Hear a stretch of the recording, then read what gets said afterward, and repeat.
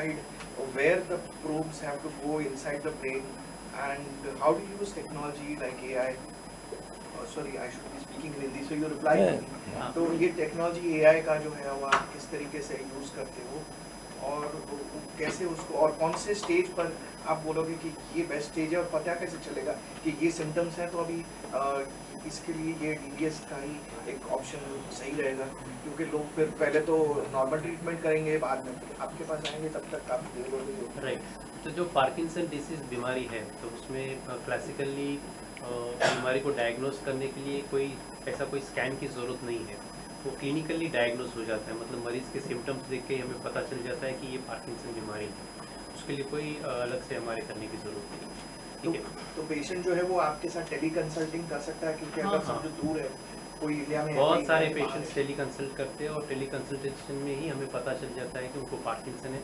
उस tele consultation के दौरान हम ऐसे मूवमेंट्स कराते हैं, हैंड मुट्ठी खोलना, हाथ घुमाना, चलना, बोलना, तो दोनों साइड की बॉडी के मूवमेंट्स चेक करके ही हमें पता चल जाता है कि उनको पार्किंसन बीमारी है। और पार्किंसन के अलावा और कौन सी बीमारियां हैं जो आप के ट्रीटमेंट से, DBS ट्रीटमेंट से क्योर हो सकती है, या कम से कम कंट्रोल बेटर तरीके से? हंटिंगटन्स कोरिया है, फिर ट्रेमर्स जो है, स्पाइनल कॉर्ड SCA12 में जो ट्रेमर्स आते हैं वो कंट्रोल हो सकते हैं। डिस्टोनिया जो है, हैंड के या जनरलाइज बॉडी डिस्टोनिया है, वो कंट्रोल हो सकते हैं। एपिलेप्सी जो है वो कंट्रोल हो सकती है। सर हमारी ऑडियंस के लिए थोड़ा सा ब्रीफ कर दीजिए ना DBS ट्रीटमेंट के बारे में। हाँ, तो डीप ब्रेन स्टिमुलेशन सर्जरी जो है, ये ब्रेन में हम एक 2 पतले से वायर डालते हैं, छोटे से छेद बना के, और ये प्रोसीजर हम मरीज़ को होश में रख के करते हैं। और जब ये प्रोसीजर करते हैं, तो जब वायर अंदर पहुंचता है, पहले तो हमें कंप्यूटर में पता चलता है कि सही ठिकाने पे पहुंचा है कि नहीं। फिर ब्रेन की वेवफॉर्म्स हम रिकॉर्ड करने से हमें पता चलता है। फिर वहाँ पहुँचने के बाद फिर हम इलेक्ट्रिकल करंट देते हैं। ये करंट बहुत जो हमारे शरीर में नसों में दौड़ता है उतना ही करंट होता है, तो जिससे मरीज़ को पता भी नहीं चलता है कि करंट चालू हुआ है बॉडी में। वो देने के बाद हम उनके सिम्टम्स को चेक करते हैं कि वो ट्रेमर्स बंद हो गए कि नहीं, हाथ का मूवमेंट्स फ्री हुआ कि नहीं, टाइटनेस इंप्रूव हुआ कि नहीं, बोलने का इंप्रूव हुआ कि नहीं। वो मरीज़ के साथ हम बात करते हैं और एसेस करते हैं। फिर मरीज़ को खुद को भी बोलते हैं कि आप भी एसेस करके देखिए कि आपके सिम्टम्स और तकलीफ़ें इंप्रूव हुई कि नहीं हुई। दवाई में जो जितना इम्प्रूवमेंट आता था वही इम्प्रूवमेंट आपको इससे मिल रहा है कि नहीं मिल रहा है। तो मरीज़ खुद एसेस करके ड्यूरिंग द सर्जरी के दौरान, और हमें बताता है कि ये अच्छा है, ये वाला अच्छा है, नहीं ये वाला करंट अच्छा था, ये अच्छा नहीं। वो डिस्कस करते हैं, हम डिसाइड करते हैं कि हाँ, इस जगह पे हमें बहुत अच्छा रिजल्ट मिल रहा है। सर ये कितना सेफ है उसके बारे में भी जानना चाहूँगा। हाँ, तो ये होश में रख के करता है। अगर सेफ नहीं होता तो होश में कैसे रखेंगे मरीज़ को? और सक्सेस रेशो क्या है? सक्सेस रेट, इसका सक्सेस रेट ऑलमोस्ट 98.5% है। और तब क्या रिमोटली कोई ट्रीटमेंट पॉसिबल है कि आपके हॉस्पिटल में आना ज़रूरी है यूजिंग रोबोटिक्स टेक्नोलॉजी? हाँ, लेकिन सर्जरी के लिए तो हॉस्पिटल में आना ही पड़ेगा, रिमोटली नहीं कर सकते हैं। और सर ये जो रिमोट है वो मतलब कंटिन्यूसली कैरी करना होगा साथ में उनको? नहीं। जैसे आपने कहा कि हाँ, रिमोट अपने पास रखना होता है। ऐसा नहीं कि हम सब्जी लेने गए और रिमोट साथ में लेके जाना है, नहीं। If you are going for a holiday trip 10 days outside country और एनीवेयर एल्स, तो साथ में रखना अच्छा है, क्योंकि कभी भी अगर थोड़ी बीमारी बढ़ गई है, सिम्टम आ गए हैं, तो they can contact the doctor and they can increase the current by 0.2 milliamperes। तो हम जितना इसमें अलाउेबल फंक्शंस देते हैं उतना ही ये लोग कर पाएंगे पेशेंट्स। ऐसे नहीं कि कुछ भी ये लोग रिमोट से बदल सकते हैं। So whatever permissions I give in the remote, that only they can alter. और हम वो सेफ लिमिट पहले ही सर्जरी के टाइम तुरंत ही हम चेक करते हैं कि कितना करंट तक हम सेफली जा सकते हैं, फिर वहाँ पे हम ब्लॉक कर देते हैं। फिर उसके ऊपर सपोज समझिए कि 2.5 के ऊपर अगर जाते हैं, 3 पे जाते हैं तो इनको कुछ साइड इफेक्ट आ सकता है, तो हम 2.5 पे ब्लॉक कर देते हैं। फिर रिमोट से कितना भी ऊपर जाएंगे ना, 2.5 पे जाके उसके ऊपर जाएगा ही नहीं करंट। सर इस बीमारी को ठीक तो इससे सेफ हो जाता है प्रोसीजर पूरा। बीमारी को ठीक होने में कितना समय लगता है और उसके खर्चे क्या? हाँ, तो बीमारी को हम क्योर नहीं करते हैं। ये मिसकंसेप्शन है सबका कि पार्किंसन क्योर हो जाएगा, नहीं। हम पार्किंसन क्योर नहीं कर रहे हैं। अभी देखिए इनका हाथ हिल रहा था, पार्किंसन है, अभी भी है, तो हम सिर्फ सिम्टम्स को कंट्रोल कर रहे हैं। बीमारी को क्योर नहीं होता है, बीमारी बढ़ता ही जाता है। जैसे जैसे बीमारी बढ़ता है हम करंट के पैरामीटर्स चेंज करते रहते हैं। तो ये जो हेड से जो प्रोब्स आप डालते हो, वो प्रोब्स लाइफ टाइम के लिए उनके लाइफ टाइम के लिए ब्रेन में रहते हैं और पूरे कंसील रहते हैं, कंसील मतलब हिडन रहते हैं, बाहर कुछ भी नहीं दिखता। अभी मैं इसको देख, इनका सर्जरी हुआ है, मैंने हेड से ही किया था सर्जरी, जो मैंने बताया ना 2 होल्स डाल के किया था, वैसे इनके सर में भी 2 होल्स डाल के किया था। आपको मालूम भी हो रहा है कि मैंने होल डाला हुआ है, कहीं पर भी कुछ दिख रहा है, इवन स्कार भी नहीं दिख रहे हैं।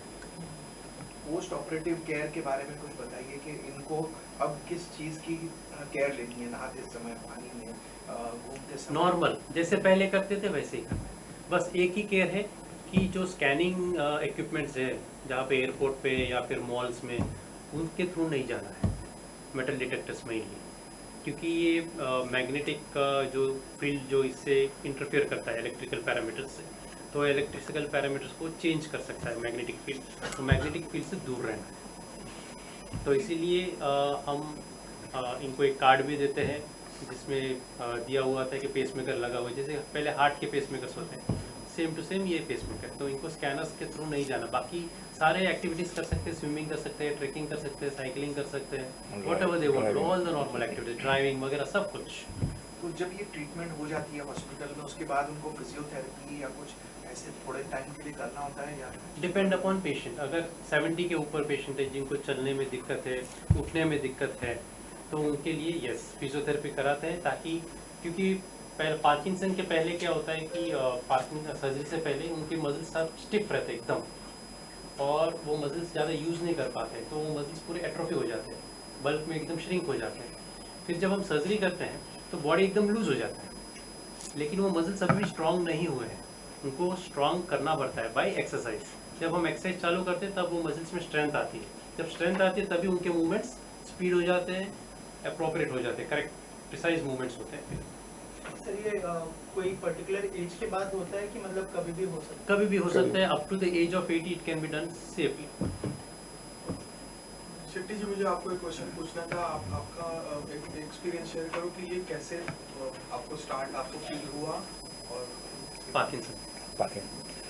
तो मेरा नाम, सबसे पहला मेरा नाम महेश शेट्टी है। मैं एक होटलियर हूँ, नवी मुंबई में मेरा होटल है, Navi Mumbai as well as Mumbai में भी। ऐसा है कि 2019 में मुझे ये थंब में ट्रेमर आया था, 2019 में। तो धीरे धीरे मैंने केयर नहीं किया, मतलब ये तो होता रहता करे, लेकिन धीरे धीरे वो बढ़ता गया राइट हैंड में। तो राइट हैंड में जब बढ़ता गया, फिर बाद में धीरे धीरे मेरा राइट लेग में पूरा कवर किया उसको। तो मैं जब चलता था पूरा ड्रैग करके लेग को ऐसा, और लेग का तो भी क्या है, अभी तक ऑफ पीरियड में पूरा शेकी हो गया।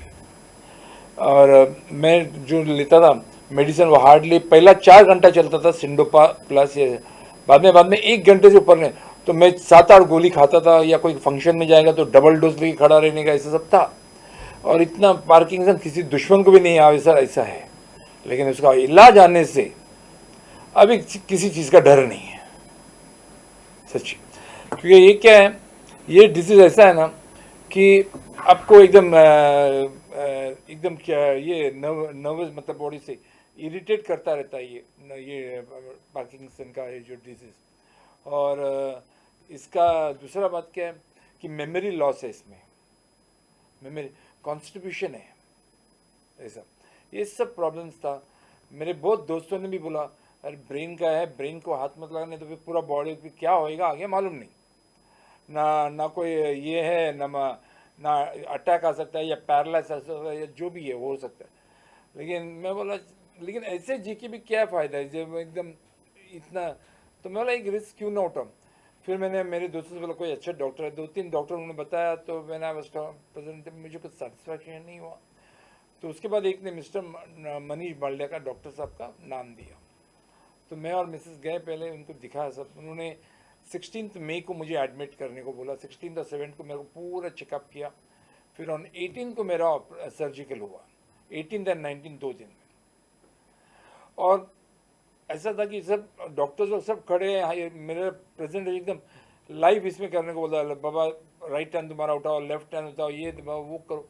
और मैं सब कुछ टच, मेरे सामने भी टीवी भी रखा था, मैं टीवी देख के कर रहा था सब। तो बढ़िया, सर्जरी के दौरान। या सर्जरी के दौरान। तो कुछ भी मतलब ऐसा कुछ भी नहीं है कि मुझे। और सबसे बड़ी बात क्या, जो दुखना है, जो लोग बोलते हैं ना ब्रेन में हाथ डालेगा, सच कुछ भी नहीं है। सब मैं आई डोंट नो लोग क्या क्या कहाँ से स्टोरी बना, लेकिन मैंने खुद एक्सपीरियंस आदमी हूँ मैं कि कुछ भी नहीं हुआ है। और उसका मार्क भी है मेरा ऐसा, मतलब लोगों का कहना क्या है कि बाबा ऐसा, लेकिन ऐसा कुछ भी नहीं है। It's a very good and I tell you, वो होने से। अच्छा, दूसरी बात, इसमें मेडिक्लेम भी कवर्ड है, तो वो भी एक बड़ा ये है अंदर अपने को। तो फिर वो हो गया, तो उसके बाद उसने पूरा, फिर पहले 2 दिन ऑपरेशन था, फिर नेक्स्ट फोर्थ या फिफ्थ को अपना ये था प्रोग्रामिंग। जब पहला उन्होंने मेरे को लैपटॉप में, कि मेरे मिसेस के पास रिमोट था और डॉक्टर साहब के मुझे पूछा आपका नाम क्या है, तो मैंने बताया मेरा नाम मोहित सेठी है, मोहित सेठी। फिर उन्होंने दूसरा लैपटॉप में अपना प्रोग्रामिंग किया, बोला अभी आपका नाम बताओ, तो मैं बोला मेरा नाम मोहित सेठी है। 2 बार ऐसा मैंने इधर, तीसरा बार में उन्होंने क्या पता नहीं परफेक्ट प्रोग्रामिंग किया, बोला अभी आपका नाम क्या, तब मैंने बोला मेरा नाम महेश शेट्टी है। मतलब मैं खुद हैरान हो गया, सर मेरे को क्या बोलूँ, ये मेरे लिए सेकेंड लाइफ है। DBS के थ्रू डॉक्टर मनीष बालिया ने जो मिला है, जो पेशेंस, जो मैंने करीबन काफ़ी इनको इरिटेट भी किया, वॉकिंग में 3-3 घंटा हम लोग वॉक करते थे प्रैक्टिस, वो सबसे बड़ी बात है सर। मतलब मेरे पर जो बीता है मुझे मालूम है, तो लोगों को क्या सुनना, जो खुद एक्सपीरियंस, जो बोलता ना खुद स्वर्ग जाके आ गया, उसको स्वर्ग का ज़्यादा मालूम है, वो हिसाब है। तो फिर ऐसा है कि सेकेंड थिंग, मेरा वाइफ का भी सपोर्ट, बहुत अच्छा सपोर्ट था। जैसा इन्होंने बोला कि 3 बच्चे का माँ उसका हस्बैंड ने छोड़ा, इसकी वजह से अभी मेरे को डर तो आज से मुझे केयर लेना पड़ेगा।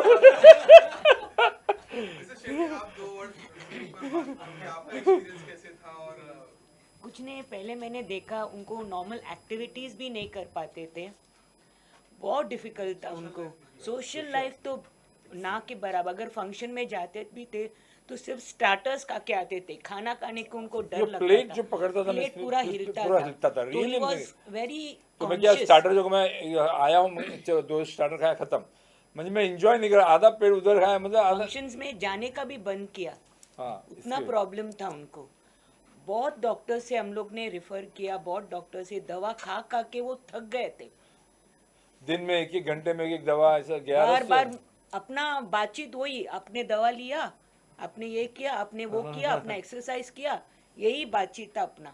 अभी मनीष बालिया के DBS के बाद पूरा चेंज। हम सच बोलते, ऐसा नहीं कि उनके बाजू में बैठा करके तारीफ कर, जो मेरे साथ हुआ है वो आपको प्रैक्टिकली मैं बताता हूँ। ऐसा नहीं कि वो बैठे हैं चलो उनके, नहीं, बिल्कुल डर था, शुरुआत में डर था अपने को। हम लोग एक्चुअली मेरी बेटी का शादी भी था लास्ट ईयर करने का था। फिर हमने सोचा क्या मालूम अभी ऑपरेशन के बाद क्या होगा, बेटी का शादी भी है। फिर हमने वापस वो एक्सटेंड किया और हम लोग डिसीजन, मतलब इससे पूछा उससे पूछा, ऐसा डिसीजन लेके फाइनली अप्रैल 16 तारीख को हम एडमिट हो गए और 18 तारीख को उनका ऑपरेशन हो गया। अभी जो मेरे होटल का कस्टमर सब मिलते हैं, इतना अरे आप तो पहले जैसे एकदम यंग हो गया है सर। अभी नहीं, believe me, all well wishes है मेरे होटल के रेस्टोरेंट। तो लोग आते हैं तो बोलता दिखता है, फिर गले भी बोलता कैसा हुआ, फिर उनको मैं कभी कभी ऐसा टाइम रहता मैं दिखाता हूँ जो मेरे, तो ऐसा वो हिसाब से आई एम वेरी हैप्पी। मुझे सेकेंड लाइफ मिल गया sir, I am very happy. Thank you.